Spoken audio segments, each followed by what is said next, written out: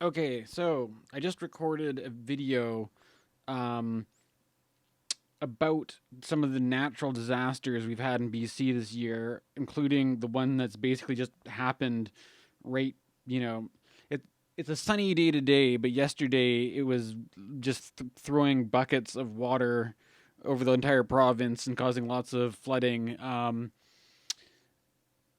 And Yeah, so I made a video about that already, which is more about the kind of mundane astrology of looking at how natural disasters time up with some of the more difficult aspects, like squares and oppositions between malefics, and how Mars and Uranus play into that. Um, I was also thinking about, on a more subtle level, if we can think about the natural disasters as being this kind of physical, material, gross level of things happening in the material world with weather and environment and stuff like that. That there's also another side to astrology, which is the more, you might say, like more subtle, energetic level, or the archetype playing out in a different kind of way. Um, This is basically just what I came up with. I was thinking about Scorpio having a quality that's kind of strategic, and it's not too dissimilar to Virgo in a way, because Virgo is known for planning. Virgo is kind of like looking ahead, knowing that the darker side of the year is around the corner, and um, trying to make preparations for that. Whereas Scorpio is right in the middle of the dark part of the year, and I think that there's something about it. Virgo's a Mercury sign, and Scorpio's is a Mars sign, and I feel that whenever Mars is having an influence, there's something you could say that's competitive. Um, I get the sense that, like, the Scorpio strategy to me reminds me of like a chess game, or if you're playing certain board games like Risk, or I don't think Monopoly is really that strategic. But I'm thinking like games like Risk, or if you're into like Settlers of Catan, these kinds of like competitive games that have some strategy elements, or maybe if you're into computer games, like my generation, stuff like like Warcraft or Starcraft or Age of Empires, all those kind of games. There's something about it which seems like it goes with the Scorpio archetype to me, anyways, which is um, like it's not just planning. Like Virgo is planning to something, but with Scorpio is like planning with the mind to beat the opponent, or there's definitely like a kind of a combative, like I'm gonna win, you're gonna lose, or there's some sort of like that Mars military strategy is coming in there somewhere. Um, Now, the thing also about Mars is that Mars has the quality of splitting things apart and separating things. Whereas if you contrast that with Venus, Venus wants to bring things together and harmonize things and make things work together and everything get along, whereas Mars is more about splitting things up and going a different direction, that kind of stuff. So I think there's that meme where it's like the little girl's like, why not both? I think Venus can is a bit like that, where you're, if you're looking at two options, Venus might be trying to balance them both and trying to make them both fit in, where Mars is more about being more decisive, uh, narrowing down the options, finding one thing to go with and going with that. It's kind of more of this like being kind of direct and decisive, and whereas as Venus is trying to include and trying to balance out the different options. Um, so, with that in mind, also the fact that Mars here is in Scorpio, which is a fixed water sign. I think there's something about Mars in fixed Scorpio that is like wanting to establish a strategy that we can be confident in, and that we can invest the energy into with that confidence that we can carry it through and know that it's going to work, and just charge ahead with that Mars energy. And so I think what I'm noticing is that there's something about the Mars opposite Uranus vibe, which can feel kind of like chaotic. Um, and the way I interpret that, anyways, is where Mars feels more like the singular force, as I mentioned before, which is more about separating and splitting, and finding a kind of a strategy and sticking to it, um, and also the quality of both the fixed signs of Scorpio and Taurus, both being fixed signs that tend to want to find something and stick with it. That Uranus, by definition, is more of a wild card element that just sort of seems to, it kind of feels like it creates like a chaotic mess in a way, because it's like the stable, fixed, predictable quality of the fixed signs are just getting thrown for a loop when Uranus when they run into Uranus there. Um, like, for example, we just recently had these big floods in BC, and it's knocked out whole bridges, whole highways are closed. There's a news article that said that there wasn't any way out of BC. Basically, like we're all, I don't know. This is my attitude to laugh about these things. I mean, for some people, it could be a serious problem. And there's a lot of the entire town of Merritt has been evacuated, so it's no laughing matter. But the this whole thing where if you rely on the sense of like, oh, well, we always can take this road, or this infrastructure is going to be there, that has that kind of random chaotic element of the things you thought you could rely on aren't reliable right now. Things are disrupted. Like, that's another big Uranus thing, is like this disruptive influence that. So I think there's this thing about like Mars.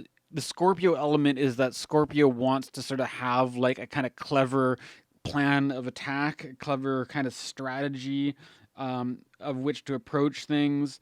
But with Uranus, it's like you really don't know what you're dealing with until it actually happens.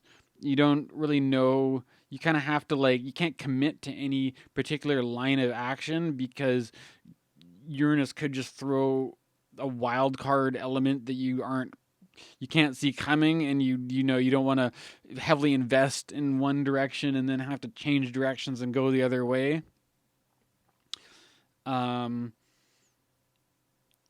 and I feel like that can be, there's something kind of like that could be frustrating about that, because, or having everything just kind of like up in the air because it's been disrupted by something like these natural disasters.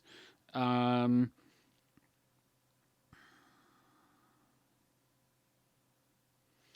of course, I mean, also Mercury is there with Mars too, so that could have something to do with why my mind is going with this sort of like planning, strategizing, organizing thing that um, we have that kind of co-presence there of like the Sun, Mercury, and Mars all together. Um, and those kind of archetypes blending, so it could not just be just Mars in Scorpio that I'm picking at, but that kind of combined Mars and Mercury uh, yeah, thing going on. Um, some things that I've noticed about Uranus is that I feel like it's not 100% the right like technical image or metaphor to use. Um, but I'm thinking about these like that it's almost a meme now about biblically accurate angels of being these the whatever the dominions, I think they're called. I don't know if I get the terminology right, but they've got these um angels that show up with like their geometrical patterns with like a dozen wings and like 12 eyes or something like that, and it's this kind of crazy, mind-bending, psychedelic entity that shows up and freaks you out or something like that. Is that I feel like, I mean, the thing is like Uranus is kind of like in its own category because it's not one of the traditional seven planets. It's the first of these three outer planets that have only been incorporated into astrology recently.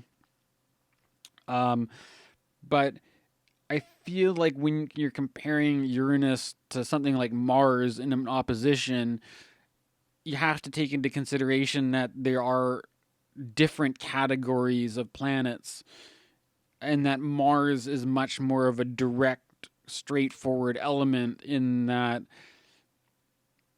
if you think about like Mars and Venus, you've got very basic like, oh, you've got like aggressive football players body tackling each other or whatever, or like that loud cars racing down the street like that. Like that Mars energy is a very like, it's like you're painting and you're using like red as a primary color. It's like a very just straightforward ingredient, that's pretty simple to understand.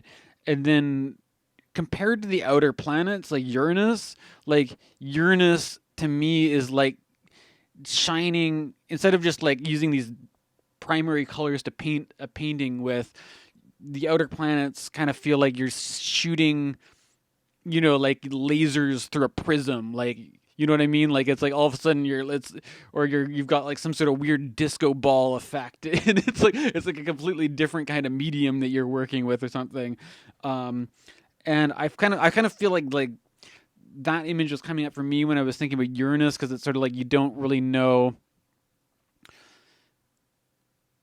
It's almost like, I don't know, some crazy pinball machine where like the ball goes in and you don't know which area it's gonna is gonna shuffle it around and shoot the ball out some random unpredictable area, and you don't know where it's gonna go. Or um and I mean, Uranus is also an interesting one because I feel there's something like inherently positive about Uranus. Like I feel like Uranus is also a lot more yangy than like Neptune, for example.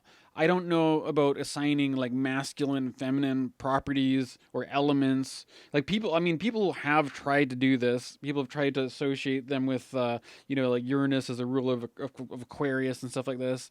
I do think Uranus has a kind of like this yangy, positive kind of quality in that it's ultimately it seems like a kind of a liberating force. Like it wants to like set things free. Like it wants to um ren- renew things. It wants to create a new start, or it wants to shake up what had become stagnant, overly fixed. And so there's all this stuff with like, especially with, okay, Scorpio and Taurus, like, I mean, the fixed earth and water signs. Like I think when they talk about what kind of areas Scorpio rules, like Scorpio is associated with places like swamps and bogs, and what do you like, fixed water, like stagnant water, like just like murky muck, like and like mosquitoes, and like that's kind of what comes to mind for like the loc. And there's something about Uranus hitting off this opposition that could be like it could be challenging for Scorpio stuff because it's like the kind of this sort of like there's almost like this like fermenting. I almost want to like I want to if I said festering that would maybe sound too negative or something. I don't want to be too down on Scorpio placements, but there's something about Uranus which it's like a breath of fresh air and it's got this but I mean, I don't want to be too positive about Uranus either because Uranus has this quality where it can be very disruptive, it can or destructive. It can like it's kind of like this raw force. I mean, it's often compared to like the lightning bolt um that is just it can be like too hot to handle. It's like I was thinking about like the strategist idea with this one about Scorpio wanting to like have the security in a plan of how to handle things, and Uranus being too much of a wild card for that. And it being like you're trying to like create a strategy to deal with an enemy and win, but in this case the enemy is from outer space. You know what I mean? Like it's like an alien enemy that you have no idea if it's going to be are these going to be the bug enemies? Are they going to be like the super intelligent, big brained telepath, psychokinetic, move things with their mind aliens? Or are they going to be the weird jellyfish guys? You don't know. I don't know if this is too wacky of an analogy or not, but it's like it's some unknown force and you don't know what they're capable of or not capable of, and you just have to act on your feet in or something. And but the tricky thing too is that it turns out through the twist that the enemy is not even out to mess you up. The enemy's out to help you. But it's another classic sci-fi plot that it's just through some sort of like sad miscommunication that the aggressive humans in their simple ways misunderstood the weird, three-brained, 12-eyed jellyfish Uranus creature and took it as a threat when really it was just trying to help. But that's the kind of quality I get from these like outer planet things is that it's like Uranus is a positive thing that wants to help, but it's just so foreign and alien and from a different domain that it's sort of like it will destroy things accidentally. Like, oh, what does this do? Like, oh, all your bridges have collapsed now. Um, and it's like it's sort of like this. Maybe like Uranus is more innocent than well, even with some of the malefics, they just represent these sort of like raw elemental qualities. Like you can't blame heat for being hot. Like if you burn your hand on the stove, it's not that the stove is evil and bad or something. It's just the stove has the quality of heat, which has the effect of burning things, which is good if you want to cook some food, and it's bad for a place to rest your fleshy digits. Um, on the other hand, so Uranus is a bit like that, where it's not necessarily good or bad. It represents this kind of raw quality, but I still think that Uranus has this positive quality of wanting to open things up and introduce something new, shake up what has been stagnant. But just as basic elements like hot and cold can be destructive when mishandled, Uranus also has this kind of quality, but maybe even more so because there's something about it which is so like foreign and alien, maybe, or there's just something that's more unpredictable. Maybe even like more difficult to understand because it's also associated with things like technological breakthroughs.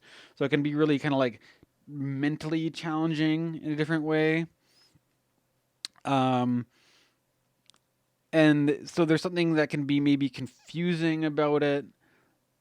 Um, or yeah, maybe like there's something that's more mentally challenging about Uranus because it it's defies that kind of predictability. Like its whole thing it stands for is something that is unpredictable, that you that's shocking and disruptive, that kind of stuff. Now, before I just get into rambling on with like generic Uranus keywords, maybe that's enough for now. I don't know if I've really. Yeah, I'll leave it at that. So this is my other video for the kind of like the energetic, the not so mundane interpretation of this Mars Uranus transit.